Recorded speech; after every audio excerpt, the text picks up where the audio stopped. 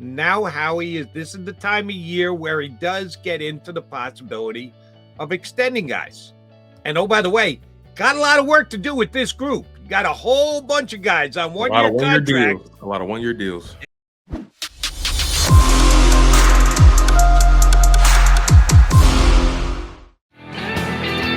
Hour number 2 on a undefeated Football Friday here on Birds 365, because that's exactly what the Philadelphia Eagles are, undefeated. Got the week off early on a Thursday night down in Houston, beat the Texans convincingly. I can't say handily because they would have covered 13 and a half, but convincingly enough, and were able to put the game away in the second half when they needed to. Tone's jumping in for Johnny Mac here in the hour number 2. Our buddy BLG, Brendan Lee Gouton from Bleeding Green Nation, can jump in about 20 minutes from now. You were up doing a whole bunch of JAKIB work last night, everything else while watching the game, Tone. What was the thing that impressed you the most about the Eagles win?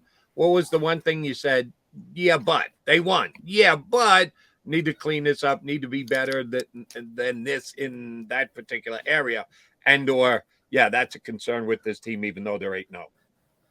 Well, let's start with the bad, right? Because sometimes in order to rebuild, you have to destroy. So let's start with the bad first. I'm really concerned about this run defense. I understand that it was a short week. It was a quick turnaround. These guys had a long travel. I totally understand that.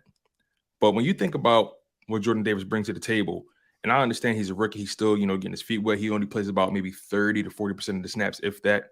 You can't ignore what his presence just brings. He takes up space, he takes up blockers, and he just creates lanes for guys. And he's not really a stat sheet stuffer, but what he provides is something that you can't really quantify. And I'm really concerned in the long term when it comes to this run defense, because let's be honest, they have a stretch of games coming up where they're going to be going up against some of the top tier running backs in the NFL, Jody.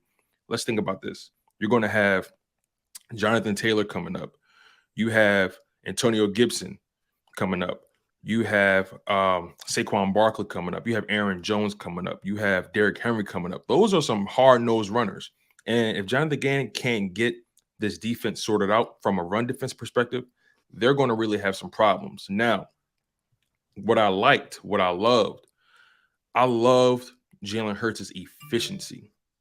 I also love how hard of a runner Miles Sanders is becoming. He's becoming significantly more decisive. He's not wasting any time in the backfield. He's being patient. He's letting his offensive line work for him, and he's just taking care of business. And again, Jalen Hurts is just wheeling and dealing, being so efficient, completed 78% of his passes last night. And again, he started off a little shaky. I know John mentioned this earlier. He started off a little shaky. That first drive was a little herky-jerky. It was a really long drive, very, very strange if you ask me. The drive took about 8 or 9 minutes. It was just really weird. The Texans made him work for it. But Jalen Hurts completed 78% of his passes, averaged 9 yards an attempt, 2 touchdowns. What more can you ask for from a guy entering his third year as a pro, his second full year as a starter, making significant strides? I believe right now he's completing 68% of his passes on the season or something like that. So, or maybe 69. I don't know. After this game, it could vary. But Jalen Hurts is just doing great things right now and working within the offense. And I can't wait to see where his game goes, because eventually he's going to be asked to elevate guys, especially once that contract comes through. And oh, by the way, I didn't have a problem with the first drive. John, did you? Just I love the fact that he spread the ball around and got it to Kenny Gainwell and one to Devontae and one to AJ and a bunch to Goddard. I thought he did a really good job of spreading the ball around and getting everybody a feel. If you think you're better than the other team, which they surely should have believed that about the Texans, even though they let the Texans go right down the field against them on the opening possession, and they were actually playing from behind, they had confidence that they were going to be able to do what they had to do over the course of the game. And he did spread the ball around, and that is Steichen's play calling, but also Jalen delivering and making the plays. If it takes him longer than it usually does, more plays than it usually does, they did get backed up right off the start, so they had to go really long field. I'm okay with however many plays or how long it took, as long as they get it into the end zone, which they did, and the fact that they spread it around, I thought was actually a plus. Yeah, And your Joe, can other I ask point you a about, question really quick?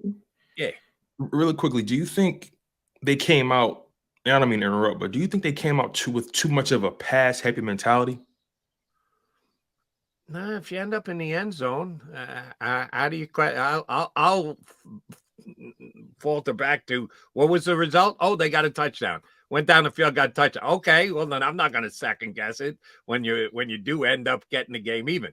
The second guess I have is nothing new here. Automatic defer. We win the coin flip kick. We're not taking the ball. We got to have the ball to start the second half. You know you have a better offense than them. You know they can't stop the run a little bit. Now you chose to go more pass heavy in the first drive, which it worked, and you got a touchdown. But why the hell do you have to? Why can't you say, yeah, we'll take the ball?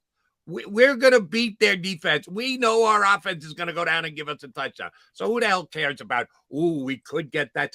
And sure enough, they got that last possession with 30-something seconds, got into field goal range, and Elliott misses. So it's that's if I'm going to do any second guessing, I'm going to second guess the whole. We automatically have to defer, which Sirianni does. And oh, by the way, not alone. More NFL coaches do that than not. He is not a maverick or a lone wolf on that one. All NFL coaches win the coin flip, defer. Let's take the ball in the second half.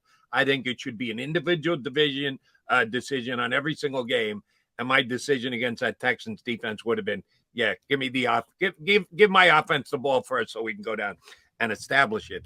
And the other point that you made that I absolutely agree with you on is Miles Sanders' 6th rushing touchdown of the season last night, which means he's got 6 more than he had all last year because he took the goose egg last year on rushing touchdowns. So Miles Sanders kind of flying under the radar because we're all talking about Jalen Hurts, which we should. He comes from a second half of the league type quarterback to a top 5 quarterback for the first 8 games. That's a massive improvement. But, oh, by the way, Miles Sanders is playing better this year than he did last year, specifically in the red zone. Let's not miss out on giving Miles his props because he was a key to them winning the game last night. Oh, yeah, absolutely. Miles Sanders right now on the season is averaging 5 yards a carry on 131 attempts and 656 yards total on the season. Right now, I believe he's on pace for about 1,300 rushing yards. And that's something that you love to see from Miles because you think about the way his career has gone. His rookie year, he was fairly healthy. He was a threat in not just the running game, but also in the passing game. But then his second season, his third season, he only played in about 12 games in each of those seasons.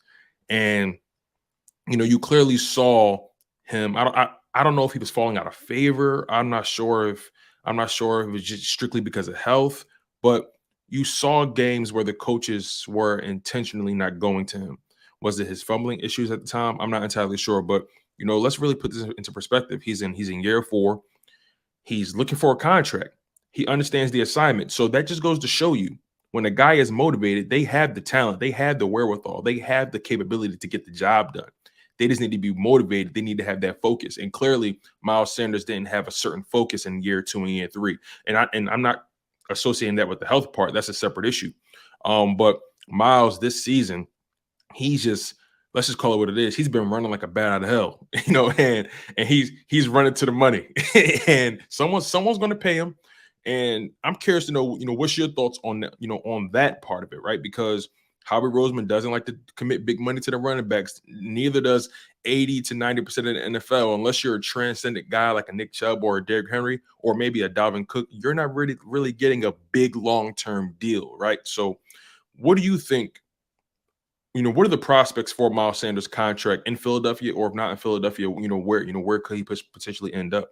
That's a great question, Tone. And we'll probably talk about it more next week because we got 11 days between games. Right. And leading up to this week, all the conversation was, as it should have been, about the trade deadline. They get Quinn. They didn't do anything on the trade deadline day. So Howie was busy making sure he could get the roster as good as possible before the trade deadline shut down any potential moves. Now this is the time of year where he does get into the possibility of extending guys. And oh, by the way, got a lot of work to do with this group. You got a whole bunch of guys on one-year contracts. A lot of one-year deals. Exactly. So the Eagles this has been Howie's modus operandi, and it's a good one, it's worked for him, is get the guys locked up before they actually get to free agency. Major ones last year, Mailata and Maddox and Goddard did a really good job of getting core guys deals done before they got to free agency when the price could go up or down, but you don't want it to go up. And, oh, by the way, I think all three of those guys would have gone up from how he got them signed. Yeah, so I don't know where he's going to go.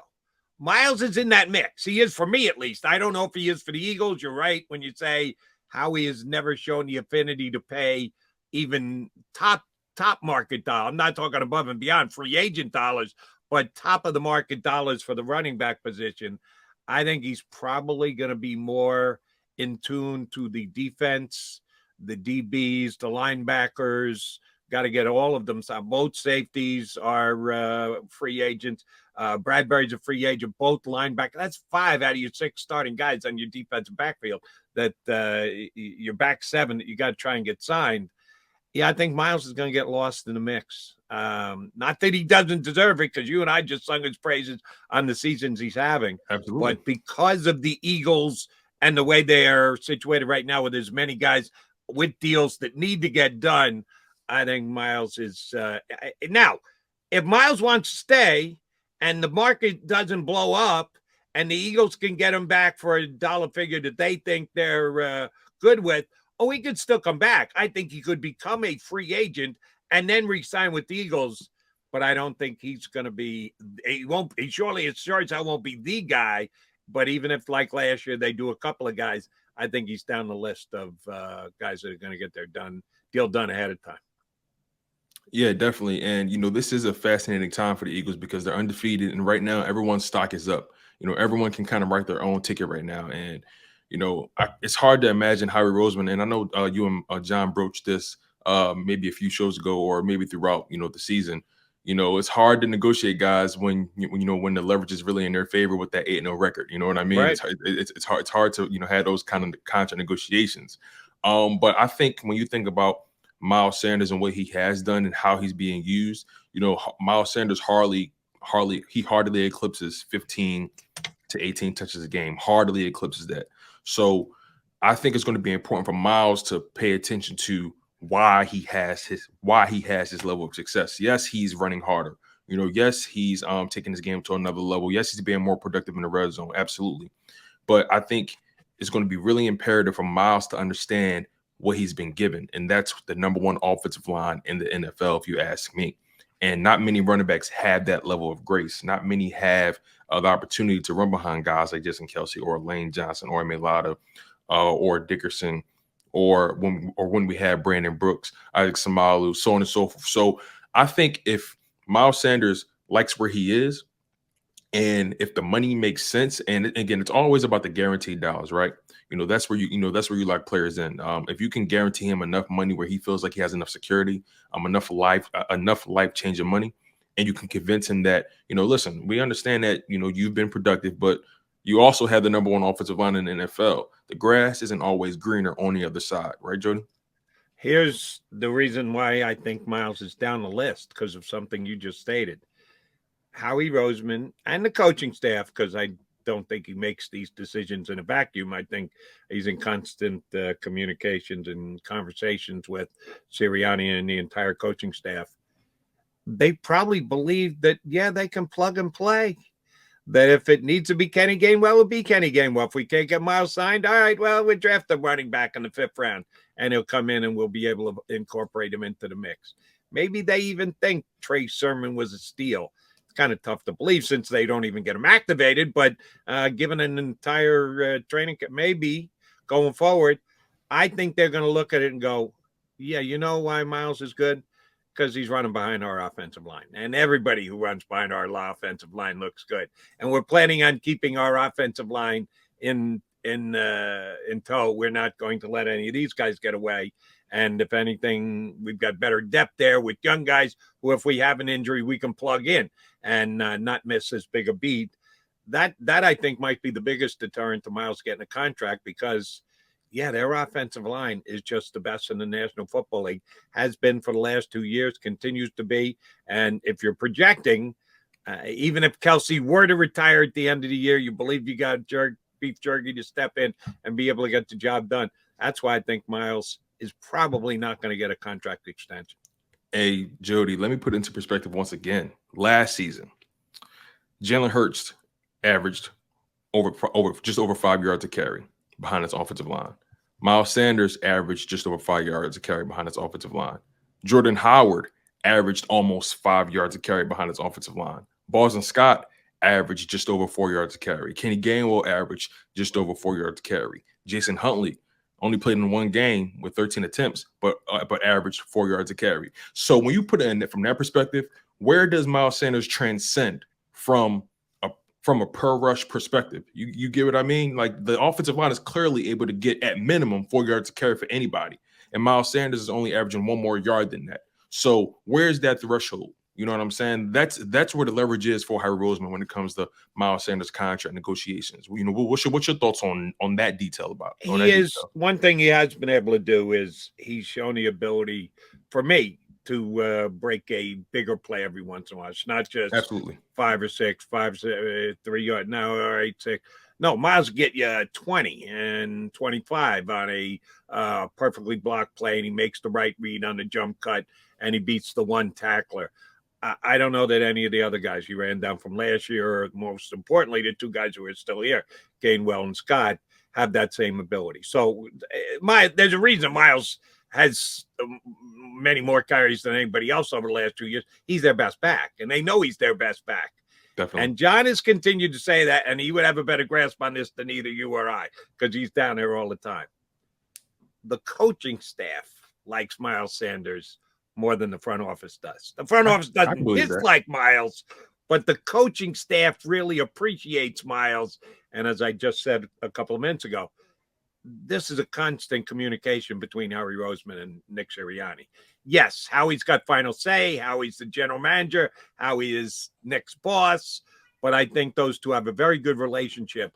And if Nick Sirianni wants Miles Sanders here, then Howie Roseman will probably make a pretty good effort at making that happen. I just think that they've got so much work to do at keeping this team intact during the offseason. I think Miles is probably going to get squeezed, but we shall see. All right, quickie timeout coming, and then we'll get our buddy BLG. That would be Brandon Lee Gouton of Bleeding Green Nation. He's scheduled to jump on board next here on Birds 365.